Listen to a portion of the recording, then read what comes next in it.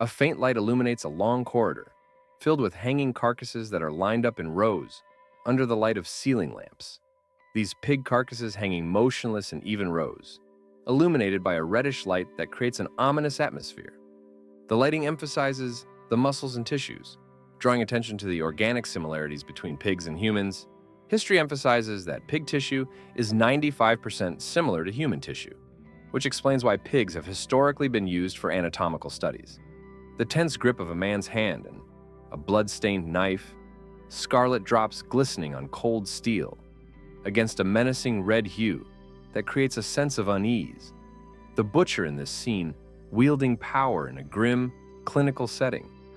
The drops of blood around the shoes suggest recent slaughter, emphasizing the tension of the scene, harking back to a time when dissecting people was forbidden, hinting at the ethical dilemmas that accompany such practices. In the shadows stands the butcher, watching the hanging carcasses, his clothes dirty, his apron stained with blood, indicating his role as butcher or custodian of this grim place. He thinks that pigs have historically served as substitutes for humans in research, taking the brunt of the experiments. A young man staring intently ahead with a calm but determined expression. His dark hair contrasts with the reddish background, hinting at his involvement in the craft of butchery. The air resounds with ominous echoes of Maru Maru, Ha Maru.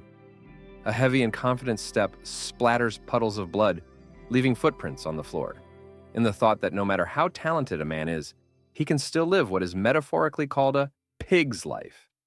A muscular and intimidating man towers over the young protagonist, his dark glasses, powerful physique, and menacing posture, with a firmly clenched axe, express a sense of dominance and defiance. He pronounces Manu, an experienced butcher with years of knife skills. He too is a butcher, his face with a mocking expression, his gaze hidden behind reflective glasses. His demeanor radiates arrogance and confidence, a sneer directed at the young protagonist. It hints at the confrontation to come, underlining the butcher's contempt for anyone who tries to challenge his experience.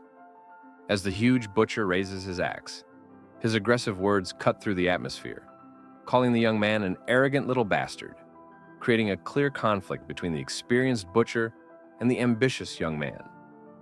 The powerful figure of the butcher, his muscles tense and his face full of concentration and determination, he raises his arm threateningly, preparing to attack, while the young hero stands in front of him with a grim expression, looking upwards.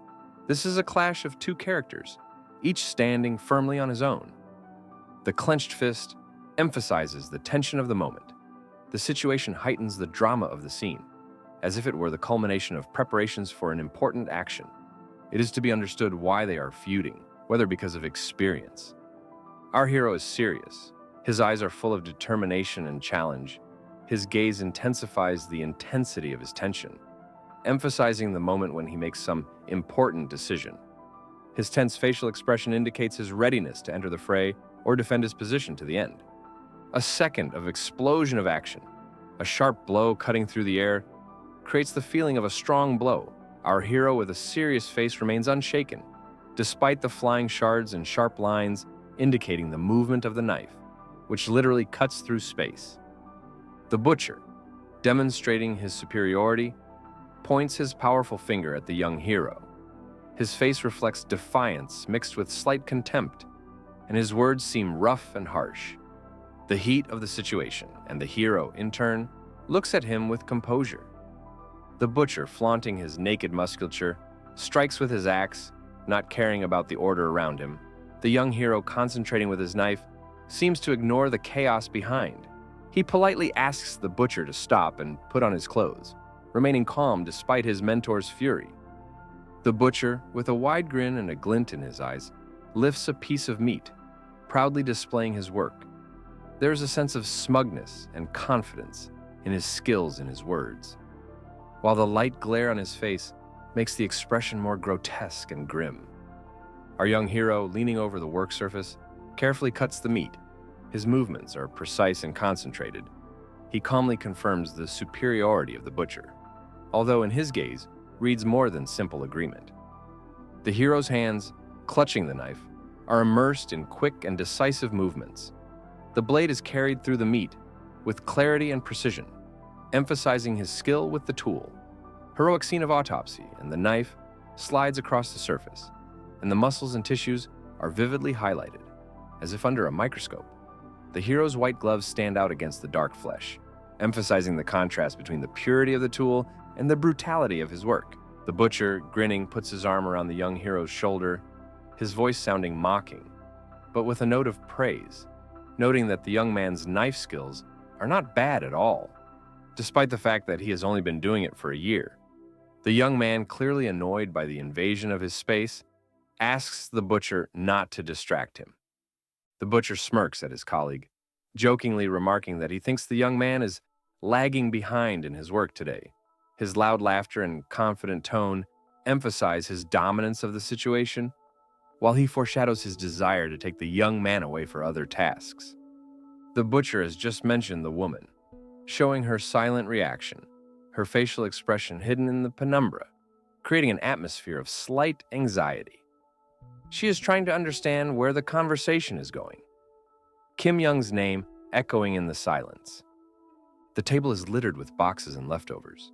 The purple-haired girl sits hunched over, her tense posture and sweat dripping down her face, revealing her fatigue or embarrassment. The shadows of the hanging carcasses behind her back creating a sense of pressure. The girl eats the noodles greedily, suddenly distracted by the butcher's words, her face expressing surprise and indignation at the thought of working on the street, while, under her name Kim Yang, her job title is clearly stated as accountant, emphasizing her sudden reaction to her colleague's request. The girl, with an energetic expression and gesticulation, wishes the butcher good luck on his trip, her words interspersed with strange sounds and symbols, indicating her unusual manner of speech. She asks him to bring a tasty treat. The butcher, with his usual cheeky smile, presses the young hero against himself, as if to demonstrate his guardianship. His words are full of mockery and sarcasm. When he declares that he sincerely cares for the young man is clearly uncomfortable in this embrace. His facial expression conveys irritation and dissatisfaction. The young protagonist, with a visible discontent on his face, accuses the butcher of hypocrisy. He complains that he is underpaid, forced to work without breaks and pulled into night shifts, his eyes full of bitterness and resentment as he claims to be doing all the dirty work himself.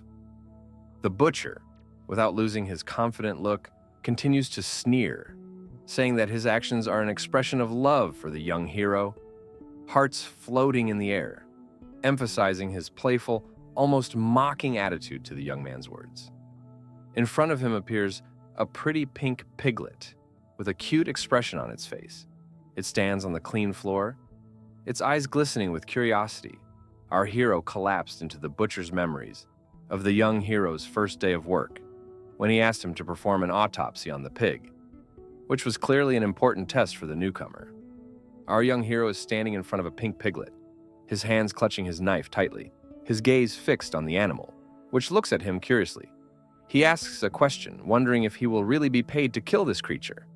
The kind eyes of the piglet shining in the light, his gaze has no fear or aggression, only innocent curiosity. Yet despite this, the narrative notes the unexpectedness of the moment, as the young hero shows not the slightest hesitation before the impending deed. The young hero holds the severed head of the pig in his hands. The blood still dripping on the floor, he stands straight, without the slightest sign of fear or regret. His face remains calm and collected. The decapitated body lies on the floor in front of him, and the inscription emphasizes his equanimity. The pressure of a strong hand holding a metal basin of water, the butcher notes that it is at this moment he realized something important. After hard work, it is necessary to wash off everything that has accumulated. It is blood and emotions. The butcher abruptly pours water over his head from the bowl, creating a torrent of water that crashes over his face and shoulders. His face lit up with the emotion of confidence, as he states that the young hero was born to be a butcher. The young hero objects to the butcher with anger on his face. His eyebrows are frowning and his lips are tightly pressed together, emphasizing his displeasure. He indignantly states that not only has the butcher taken him away from his job in the middle of the day, but he is also asking him to do something humiliating. This causes a storm of emotion in the hero's soul. The wide back of the butcher, who sits with his shoulders proudly squared, his muscles tense, and the young hero indignantly asks if he really wants him to wash his back, is both comical and tense, reinforcing the contrast between the arrogance of the butcher and the irritation of the young assistant. The young hero and the butcher sit in the bathhouse, each on his own small stool, separated by steam and tension. The butcher reminding the hero of his former strength, jokingly encouraging him to work. The young man, not hiding his discontent, demands payment for his time, not intending to work for nothing. The butcher, after a little thought, comments with a half smile that the young hero obviously needs money. Irony is heard in his voice, but also a slight understanding. His face is partially hidden by the water that drips from his hair, creating an atmosphere of reflection and openness. The young protagonist looks down, his face serious and focused, when he confirms that he really needs the money.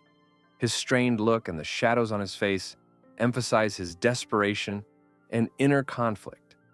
The butcher, hearing this, only briefly agrees. Their dialogue is tinged with shades of bitterness and understanding. The butcher's large axe lies on the floor, its blade glistening under the dim light and the hilt showing signs of frequent use. The butcher promises the young hero a lucrative job that will perhaps allow him to get out of the cramped semi-basement room in which he lives. The young hero accepts the offered job. Inquiring about its details, the butcher sitting next to him in the bathhouse reminds him that the young man has studied abroad in Japan, clearly meaning something important. The hero's interest increases when he answers in the affirmative, not realizing what follows. The butcher, with a wide and satisfied grin, nods affirmatively, expressing approval, his eyes glittering behind his dark glasses, reflecting his confidence in his decision. His words sound like a challenge, urging the young hero to get to work immediately. The plane takes off into the sky, leaving a long white trail behind it, heading towards Japan. The clear blue sky contrasts with the previous ones, symbolizing the beginning of a new chapter in our hero's life. It emphasizes the determination and inevitability of this journey. Our young protagonist stands at a bus stop in rural Japan. His gaze is forward, the surroundings are calm. Green trees frame the wooden stop, and a large suitcase is beside him. The young protagonist's face is covered with surprise and slight anxiety. His eyes are wide open, his forehead is covered with drops of sweat, indicating the growing tension. He utters a single word "I," which emphasizes the inner struggle and doubts arising at this moment. As he looks up at the sky, he sees a plane taking off, and the text states, "The abrupt transition from calmness to surprise creates a contrast, heightening the drama of the situation." It is as if it is his sudden realization or new discovery. The bright sun floods the building labeled "Urban Livestock Farming with Light," indicating the place where the protagonist has arrived. The sky is bright blue, and the sunlight gives the whole scene a sense of new beginnings and possibilities, despite the industrial nature of the building. A dark corridor inside a Japanese meat company, with rows of hanging carcasses, the hero describes how he was sent to this place to perform the task of exchanging meat for labor, which emphasizes the harsh nature of their business and the need for human resources. And so our young hero, standing in the corridor, angrily shouts curses, expressing his frustration, his face a mixture of fatigue and despair at not having been able to take a single day off in 6 months. The young protagonist clutches a knife in his hand and makes a precise stab at the meat on the chopping board, thinking furiously that if he had worked with the same dedication in Korea, he would have earned as much as he did. His voice a mixture of frustration and resentment that working abroad seems useless and meaningless. His gaze becomes tense as he surveys his surroundings. A drop of sweat drips down his face, emphasizing his nervousness. The young man is unhappy with the way the workplace is set up, sensing an underlying threat in this seemingly ordinary butcher's shop. At the back of the room, an elderly man sits in an old chair, his posture relaxed but his gaze focused. The young protagonist reflecting bitterly on the fact that despite his constant complaints about the lack of laborers, he is essentially the only one doing all the work in this gloomy room. The young hero is leaning over a cutting board, concentrating on his ribs, his gaze wary of the old man who, like a Yakuza, has been watching him for 6 months. lazily smoking cigarettes, an involuntary feeling that behind this gaze lies something more than just control over his work. A young man, trying not to lose his sense of humor, addresses the old man in Japanese, reminding him that smoking is not allowed here, but his passing politeness is replaced by a sharp outburst in Korean, in which he calls the old man bald. The old man's reaction and his reply in Japanese create a strange and ambiguous atmosphere, as if they were playing a personal game. The young protagonist becomes wary, his eyes narrowed, expressing a hidden suspicion. He senses that there is something strange in this butcher's shop, something that eludes the ordinary gaze. His wariness intensifies, and he is ready for the fact that he will soon discover the truth hidden behind these walls. Piled ribs lie on a table, illuminated by dim lights. The young man is given clear instructions to carefully separate the ribs from the rest of the meat, ignoring everything else. His doubts grow as he begins to realize that everything but the ribs is thrown away for no reason. One of the ribs is heavy in his hand. He feels that it is strangely heavier than usual. This unexpected heaviness arouses suspicion, as if the ribs are hiding something unusual or even dangerous. The young hero's face is tense. His gaze is intently focused on the ribs in his hand. He realizes that there may be something hidden inside, something important that he has never been told about. His intuition tells him that it could be a clue, and he's not about to back down. He notices a thin line on the surface of the ribs that is only visible upon close inspection. This line clearly indicates that the ribs have been cut and then carefully rejoined. In addition, a strange white powder begins to slowly ooze out of the cut, raising even more questions in the young hero's mind about the real purpose of his work. With mounting tension on his face, he continued to ponder why Japanese butchers couldn't be brought in to do this work. Everything pointed to serious hygiene violations, and the fact that he was being followed by a Yakuza-like man only heightened his suspicions. He couldn't ignore the strange marks on the ribs, which had obviously been cut and sewn back together, with a mysterious white powder lurking inside. His gaze moved to the strange remnants inside the bones. The incomprehension and suspicion in his eyes encouraged him to figure it out. But he decides that he should just keep working. He has to get out of here soon. So it's best to stay away from anything that could bring trouble. He thoughts of the powder never left his mind. The puzzle is getting more and more confusing, and he suddenly feels a prick of intuition. He knows he has to be careful. A man sitting nearby, dressed like a gangster, was squinting at him, calculating something on his phone. He was immersed in thoughts of what would happen if he suddenly quit his job and left right now.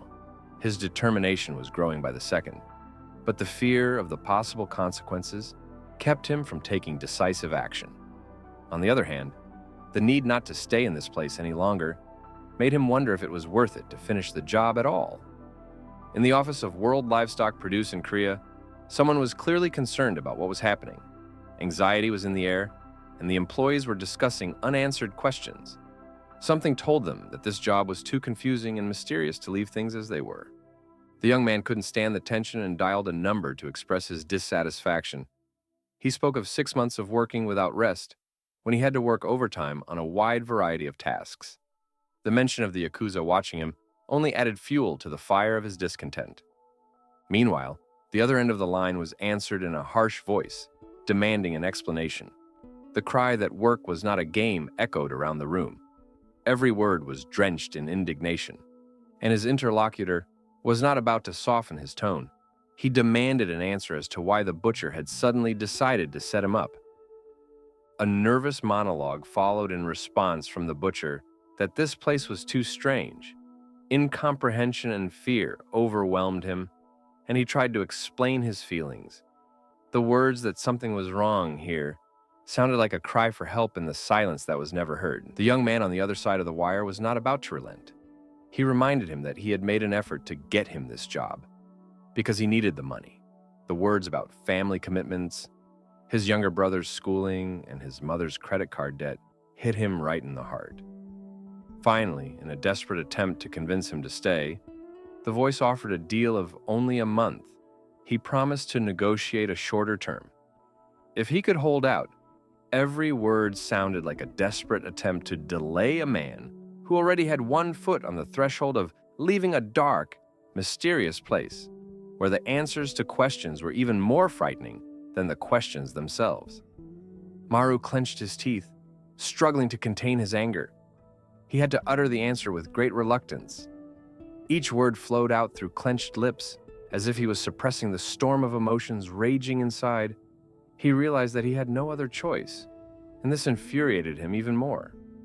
Inside the cramped phone box, Maru pounded his fist furiously on the glass, venting his frustration.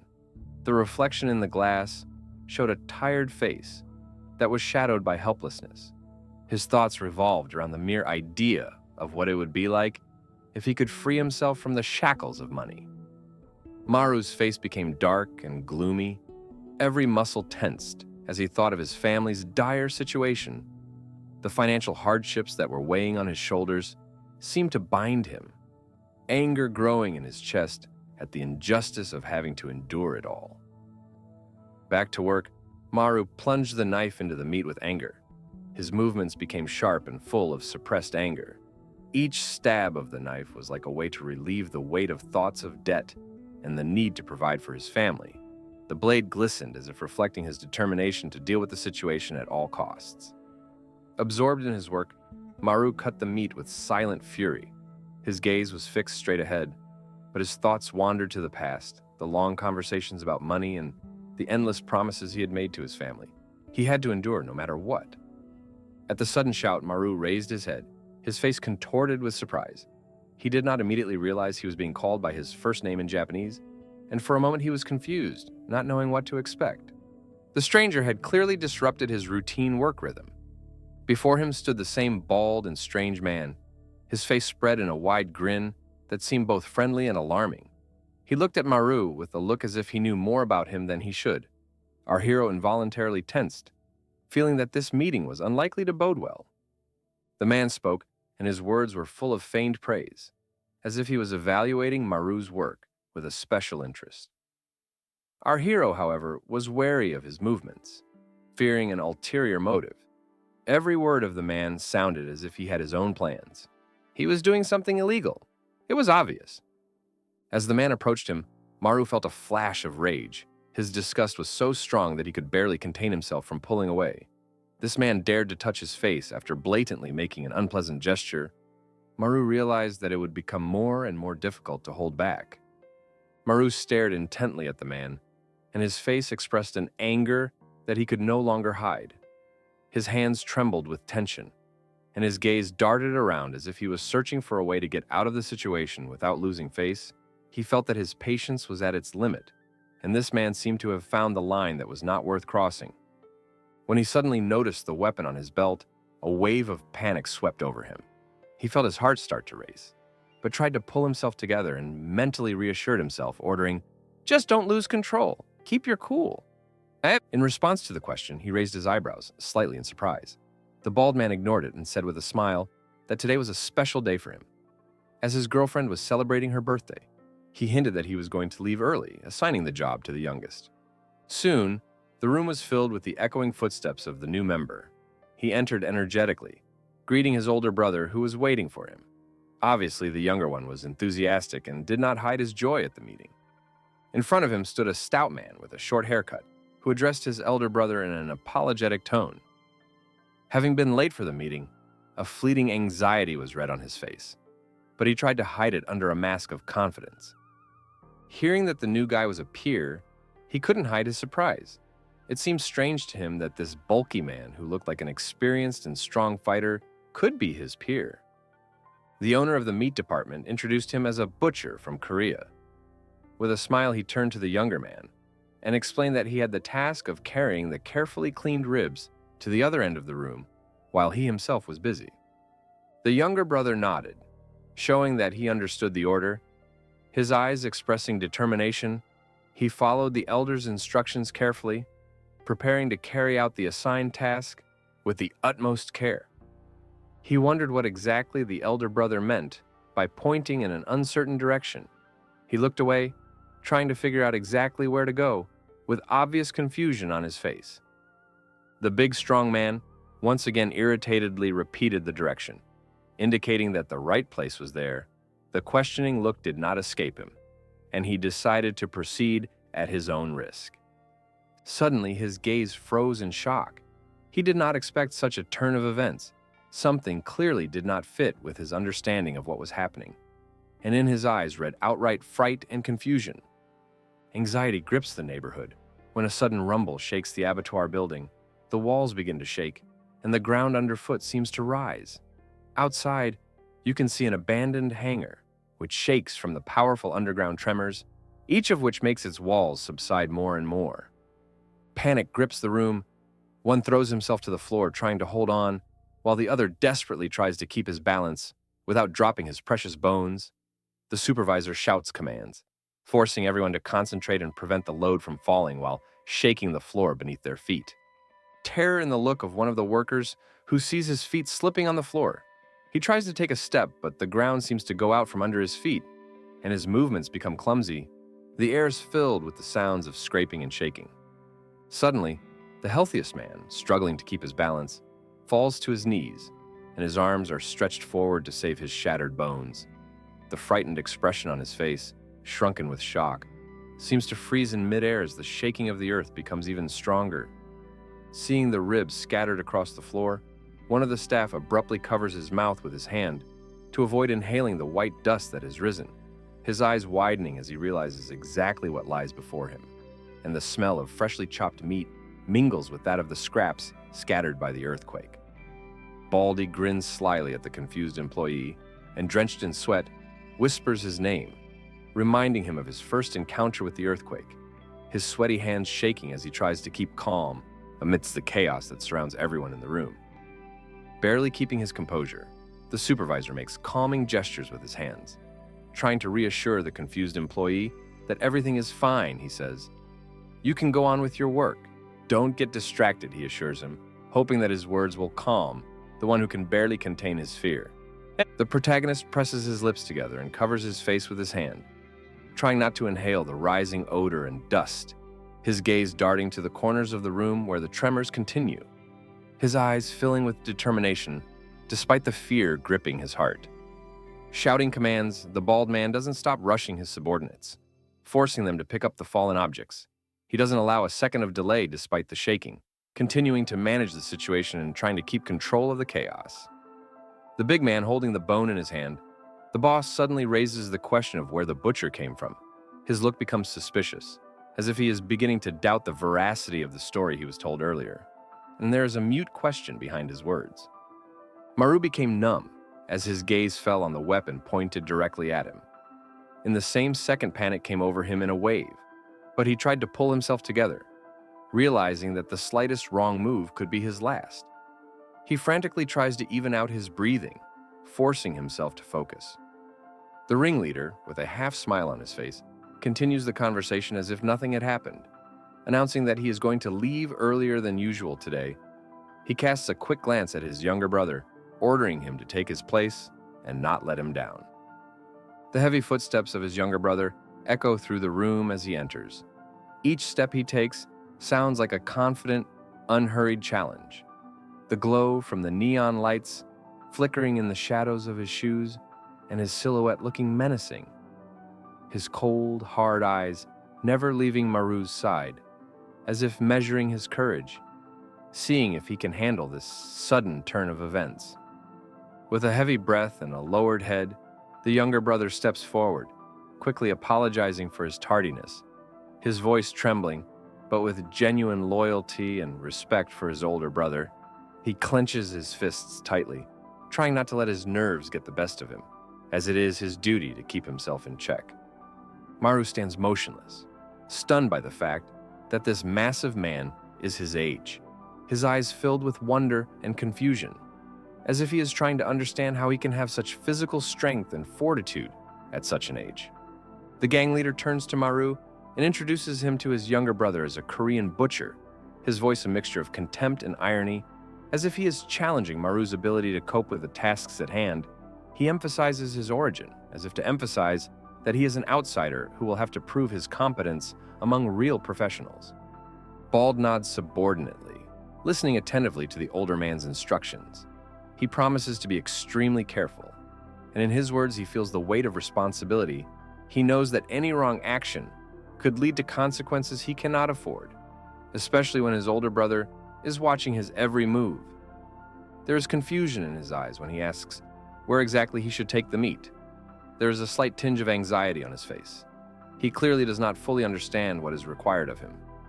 His voice sounds quiet, almost uncertain, but he tries not to show his doubts in front of his big brother, who looks at him from the height of his authority.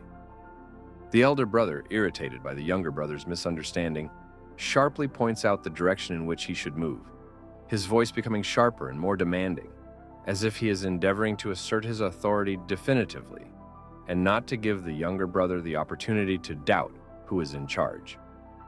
Maru stands still, feeling the tension in the air grow. He sees the younger brother pick up the bundles and begin to move in the direction indicated, not daring to look back, his own gaze becoming firmer and more focused. He realizes he is on the verge of... He looks straight in front of him, and his eyes expressed fear and despair.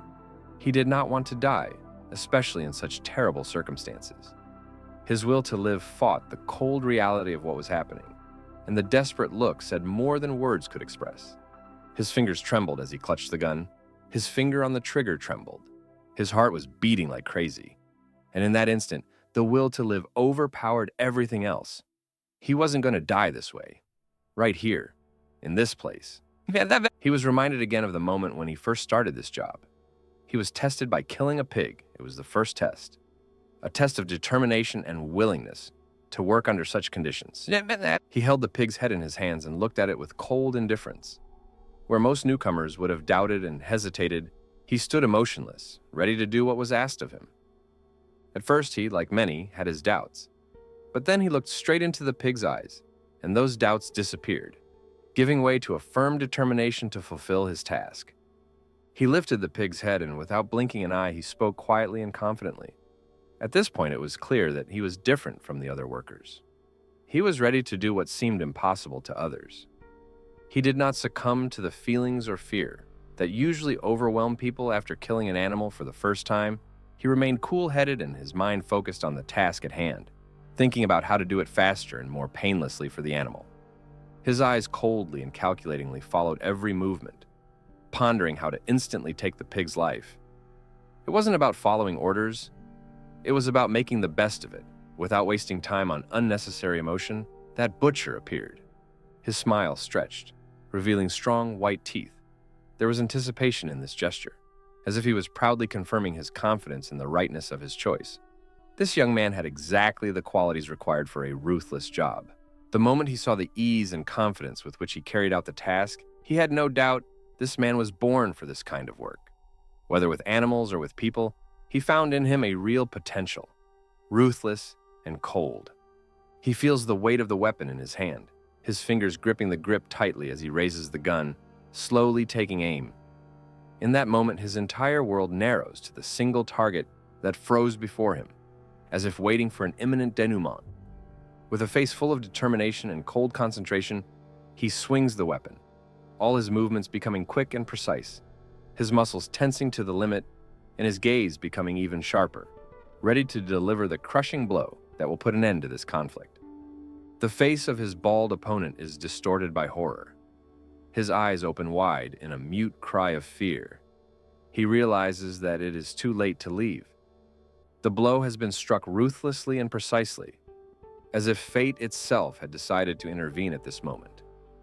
In Maru's eyes appears that fire, which burns only in those who have realized their destiny. His gaze becomes cold as steel. He accepts what he has become, a ruthless butcher for whom there is no more hesitation or regret. A sudden wave of rage overwhelms him, forcing him to put all his strength into another blow. Blood spurts out, red and thick, leaving traces on the floor and walls, and his opponent has no time to dodge. So quick and precise was the blow. In front of him is the silent silhouette of a creature that seems to look straight into his soul. He feels how thin the line between them is, as if they are reflections of each other. The decision has already been made, and now there is no turning back. His eyes burn like a glowing coal, reflecting rage and cold determination. He is more focused than ever before. Every movement is honed to perfection, and he knows what he must do to complete everything. All his energy is concentrated on the one point where the fatal blow must be struck. His hands seem to know where to point the blade, how much pressure to apply, and how deep to penetrate to complete it. His hand slowly rises and the blade glistens in the dim light. He feels the hilt of the knife become an extension of his own body, as if he had been born for this moment. There is a tense silence in the room, as if time itself has frozen in anticipation. The sweep of the blade seems almost like a dance, smooth but merciless. He does not allow himself a single doubt, not the slightest hesitation, as he decides to strike the final blow, his hair fluttering in the wind, his eyes full of undying fire, and he knows that this is the moment of truth. His eyes, full of rage and determination, reflect a glow of scarlet light, like a flame devouring him from within. His opponent looks straight into his face, but in that look there is no fear, only silent defiance and bright determination.